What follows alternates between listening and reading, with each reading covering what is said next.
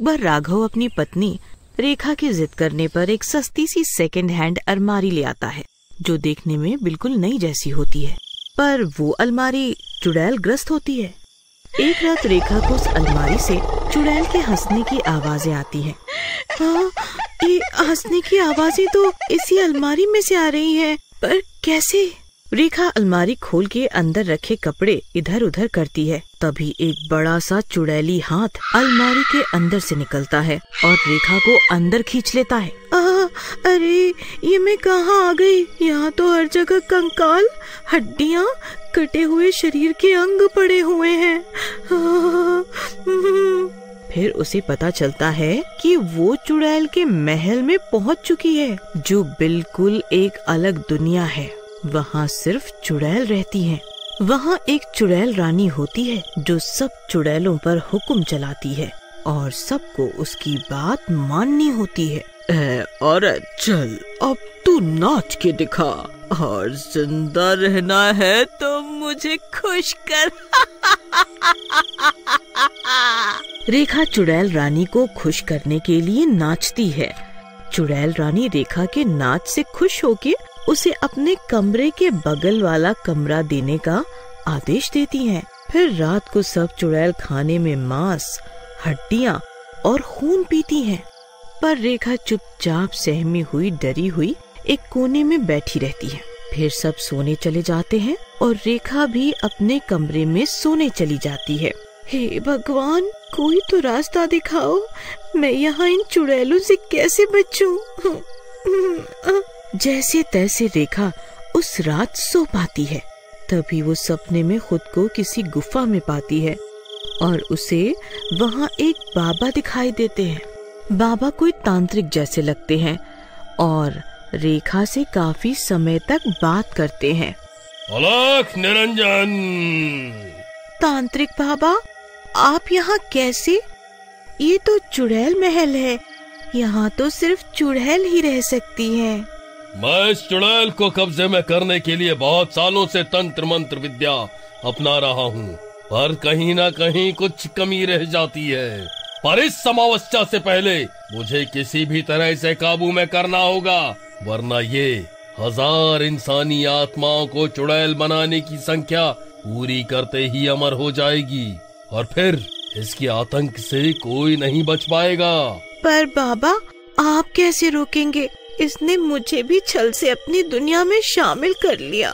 इससे पहले कि रेखा अपनी समस्या का समाधान पूछ पाती, उसका सपना टूट जाता है और वो एकाएक उठ के बैठ जाती है। ये कैसा सपना था? हाय भगवान! फिर रेखा यहाँ वहाँ देखती है, पर उसे कोई बाबा, कोई गुफा नजर नहीं आती।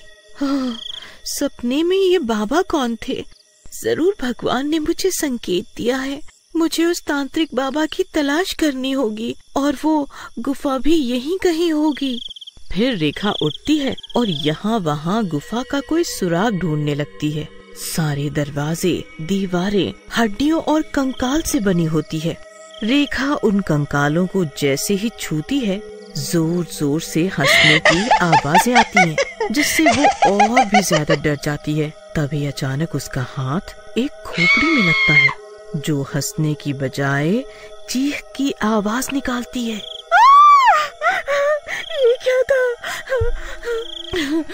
एक पल को लगा जैसे वो खोपड़ी हड्डी नहीं, बल्कि सचमुच किसी जीता जागता का सर हो। हाय भगवान! रेखा डरते हुए आंखें बंद करते करते उस खोपड़ी को दबा देती है और तभी एक अनजान रास्ता खुल जाता है। रेखा उस रास्ते में चलते हुए एक पुरानी गुफा सुरंग में पहुंच जाती है। अरे, ये गुफा तो बिल्कुल सपने की गुफा जैसी है। फिर हिम्मत करके रेखा अंदर की ओर जाने लगती है। काफी चलने के बाद उसे काले कोडों में एक बाबा नजर आते हैं। अरे, ये क्या हो सकता है? ये तो वही सपने वाला तांत्रिक बाबा है। फिर अचंभा करते हुए रेखा धीरे धीरे कदमों को आगे बढ़ाते हुए उस तांत्रिक बाबा के पास पहुंचती है। आओ आओ, मुझे तुम्हारी ही प्रतीक्षा थी। पर पर आपको कैसे पता था मैं यहाँ आने वाली हूँ? मैंने बहुत सी तंत्र मंत्र विद्या ली हुई है। मैं उन्हीं शक्तियों से किसी के भी सपने में जा सकता हूँ। मैंने ही तुम्हें सपने में यहाँ आने का संकेत दिया। परंतु बाबा, आपको कैसे पता चला कि मैं इस चुड़ैल महल में हूँ? सब मेरी विद्या की वजह से है। मैं चुड़ैलों के बीच इंसानी महक सूंघ सकता हूँ। तो बाबा जी, कुछ उपाय बताओ, मैं कैसे इस चुड़ैली महल से निकलूं? जैसा मैं कहता हूँ वैसा करती जाओ। तुम्हारे साथ साथ और भी इंसानों को इस चुड़ैल ने उसी दुनिया में शामिल करके चुड़ैल बना दिया है। मैं इस चुड़ैल रानी को वश में करके सबको मुक्ति दिलवाऊंगा। फिर तांत्रिक बाबा रेखा को मंत्र पढ़ के एक वस्त्र का जोड़ा और खंजर देते हैं। तुम किसी भी तरह इस मंत्र विद्या से परिपूर्ण वस्त्र को उस चुड़ैल रानी पे धारित करवा दो। फिर जब वह इन वस्त्र को पहन लेगी तो कुछ समय के लिए तुम चुड़ैल शक्ति के प्रभाव से बाहर होगी और तभी तुम उसकी चोटी इस खंजर से काट लेना और यहाँ मुझे लाके दे देना। अच्छा बाबा जी, जैसा आप कहो। पर ध्यान रहे, इसमें तुम्हारी जान को भी खतरा हो सकता है। इस चुड़ैल के आतंक से 1000 मासूम लोगों को बचाने के लिए मेरी एक जान चली भी गई तो कोई समस्या नहीं। फिर रेखा वहाँ से वो वस्त्र और खंजर लेके वापस अपने कमरे में आ जाती है। पर जैसे ही रेखा अपने कमरे में आती है, वो गुफा का रास्ता खुद ही बंद हो जाता है। अब मुझे कैसे भी इस चुड़ैल रानी को ये कपड़े पहनाने होंगे, पर कैसे? अचानक उसे एक सुझाव आता है। रेखा तुरंत चुड़ैल रानी के कमरे में वो वस्त्र लेके जाती है, पर जैसे ही वो कमरे के बाहर पहुंचती है, चुड़ैल रानी को दूसरी चुड़ैल से बात करता सुनती है। ध्यान रहे, हमारे रहस्य इस रेखा तक न जाए। महल में सभी चुड़ैलों को बोलो कि आने वाली अमावस्या को इस रेखा को भी चुड़ैल बनाने की विधि संपन्न की जाएगी। तब तक इसका खास ध्यान रखा जाए, समझी?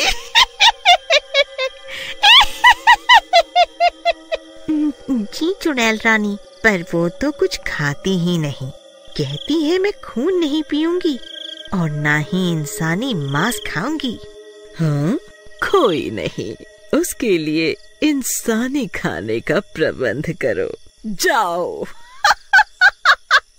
ये सब सुन के रेखा बहुत डर जाती है, पर हिम्मत करके वहीं छुपी खड़ी रहती है और चुड़ैल के जाने का इंतजार करती है।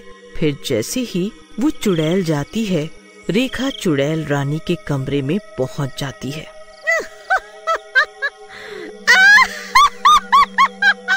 बोलो रेखा, कैसे आना हुआ? जी मैं कपड़े। घबराओ नहीं, बताओ क्या बात है? जी मैंने आपके लिए कपड़े बनाए थे, वो आपके कपड़े बहुत गंदे हो गए हैं ना, तो आप इससे बदल लें। और मैं ये सोच रही हूँ कि इससे बदल के आप और भी ज्यादा सुंदर लगेंगी।